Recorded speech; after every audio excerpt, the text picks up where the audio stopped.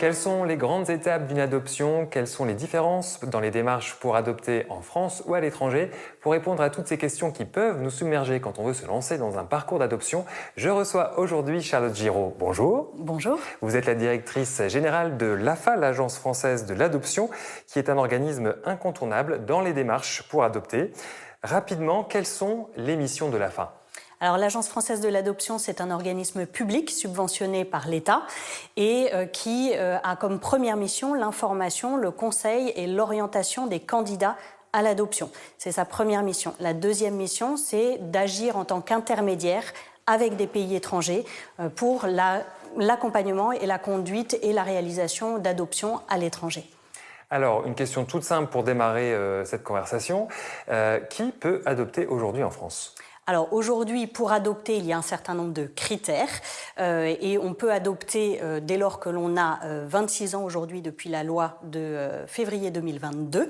On peut adopter en étant en couple ou en étant célibataire.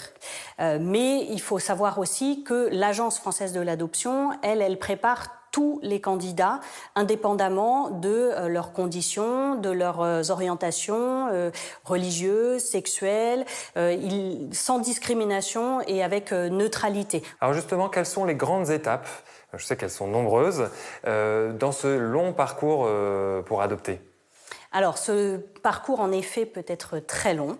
Il peut être très long parce qu'il y a des démarches à faire en France, au départ, en lien avec le département. Donc, le premier interlocuteur, c'est le département. Après un certain nombre de réunions, d'informations, de préparation, une demande va être déposée auprès du département pour obtenir l'agrément, avec des entretiens d'ordre médicaux, psychologiques, sociaux. Et ça prend combien de temps l'agrément à obtenir ? Alors, la loi prévoit 9 mois pour obtenir l'agrément. Il peut arriver que dans un certain nombre de départements, ces 9 mois soient dépassés. D'accord.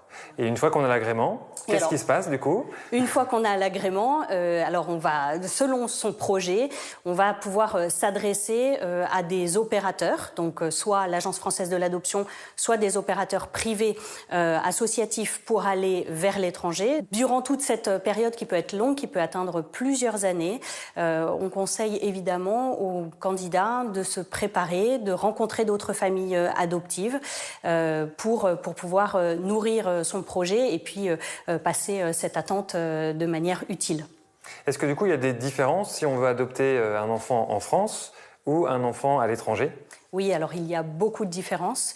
Alors, il faut être agréé en tout état de cause par le département, mais ensuite, il va falloir à la fois se renseigner sur les critères des différents pays. Et donc ça, évidemment, tout le monde ne peut pas adopter partout. On ne peut pas adopter partout, on ne peut pas adopter n'importe quel enfant non plus.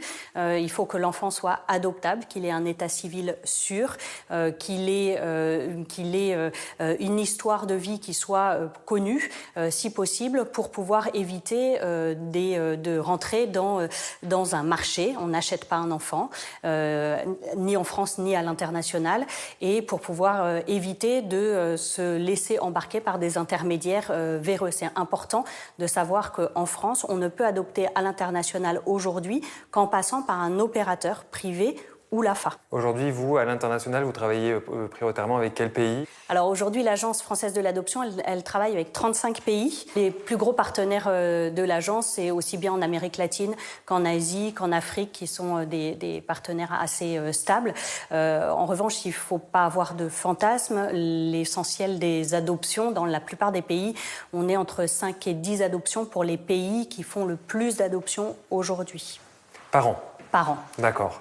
Et alors, donc en France, on peut adopter des pupilles de l'État. Qui sont ces enfants qui deviennent pupilles de l'État en France ? Alors, ces enfants qui deviennent pupilles de l'État sont des enfants qui peuvent être orphelins. Ce sont des enfants dont les parents ont été déchus de l'autorité parentale. Ou alors, ça peut être aussi des enfants qui sont nés sous X, nés sous le secret, et dont les parents, dont la mère de naissance en particulier, a choisi de les laisser à la naissance, de les abandonner à la naissance et de ne pas reconnaître l'enfant. Donc, pupilles de l'État, ce n'est pas forcément que des jeunes enfants. Non, alors l'essentiel des pupilles de l'État aujourd'hui, donc il y en a environ 3200 selon les derniers chiffres en France.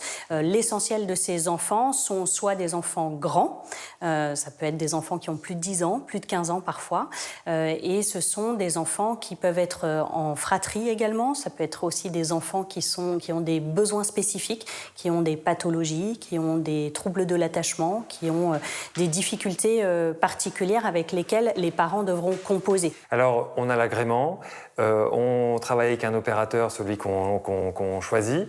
Comment se déroule après, on va dire, la proposition d'un enfant? Avant la proposition d'enfant, il y a toute une partie, toute une période qui peut durer plusieurs années, qui peut durer plus que la durée d'un agrément qui est de 5 ans. Donc ça peut être pour les parents long. Il faut se préparer à l'accueil d'un enfant qui ne sera pas issu de son sein et qui va arriver avec une histoire. Donc, durant toute cette période, il faut se préparer à ce que c'est qu'une parentalité adoptive, se préparer à accueillir un enfant qui peut être d'une autre culture, qui n'aura pas les mêmes codes, qui n'aura pas les mêmes habitudes, aussi bien du quotidien que de nourriture.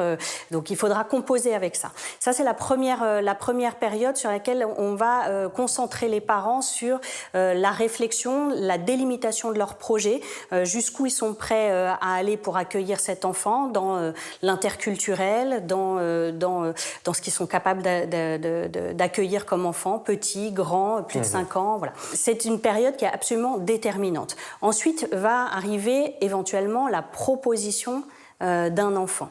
Et puis les parents vont pouvoir aller ensuite à la rencontre de leur enfant dans son pays d'origine. C'est absolument important et déterminant que les parents se déplacent. Ensuite, une fois qu'ils ont rencontré leur enfant, eh bien, encore une fois, s'ouvre une période de démarche sur place, d'adoption, voire de décision d'adoption auprès du tribunal. Cette durée est variable. Elle peut être de quelques jours, comme elle peut être de plusieurs mois. En République dominicaine, c'est 6 mois. Madagascar, c'est 3 mois. Et dans certains pays, c'est quelques jours. Et une fois que la famille est rentrée avec l'enfant, il y a un accompagnement par l'agence ou par l'opérateur. Et puis, va se déclencher le suivi post-adoption auprès du département. Et le suivi post-adoption peut durer de quelques mois à quelques années, puisque dans certains pays, c'est jusqu'à 18 ans que l'enfant devra être suivi et devra faire l'objet de rapports de suivi que l'on transmettra ensuite en tant qu'opérateur au pays d'origine, qui demande à savoir comment évolue l'enfant. Voilà. Alors, vous nous avez dit que c'était un processus long, vous nous l'avez dit plusieurs fois. En moyenne, combien de temps ça prend pour réussir à concrétiser ce rêve d'adopter un enfant? Alors c'est une question extrêmement difficile. C'est une question à laquelle je vais répondre en vous disant tout simplement que ça dépend du projet de la famille. Si la famille ne souhaite adopter qu'un enfant petit, en bonne santé, de moins de 2 ans, là, ils peuvent attendre de très nombreuses années. Si une famille a un projet très ouvert à l'accueil d'un enfant grand, à l'accueil d'une fratrie parfois nombreuse, si les candidats sont ouverts à un enfant qui a une pathologie particulière, je pense par exemple au VIH, au syndrome d'alcoolisation fœtale, à certaines agénésies, à une fente labiopalatine. Et donc ces projets-là peuvent aboutir, selon les pays, plus ou moins rapidement. Alors vous comprenez que des candidats peuvent être découragés devant ces démarches qui peuvent être longues et complexes. Qu'est-ce que vous dites aux personnes qui pourraient être intéressées par l'adoption, mais qui hésiteraient aujourd'hui? Alors c'est un très beau projet. Et qu'il faut mûrir. Donc ça peut être long, mais voilà, il y a des belles histoires à la clé. Et puis surtout, ce que je voudrais dire, c'est que la mesure d'adoption, c'est une mesure de protection de l'enfance. Donc on ne cherche pas un enfant pour une famille, mais on cherche une famille pour un enfant. Une famille qui réponde aux besoins de cet enfant. Donc si les familles sont ouvertes à la différence, ouvertes à accueillir un enfant qui en a besoin, eh bien, il ne faut pas qu'elles se détournent de ce projet-là. Ce sont des enfants qui existent, qui attendent parfois et qui seront toujours très heureux d'avoir une famille qui est la leur, quelle que soit la famille qui les accueille. Bien, un grand merci Charlotte Giraud pour tous ces conseils. Je suis sûr qu'ils vont aider les futurs parents qui nous regardent.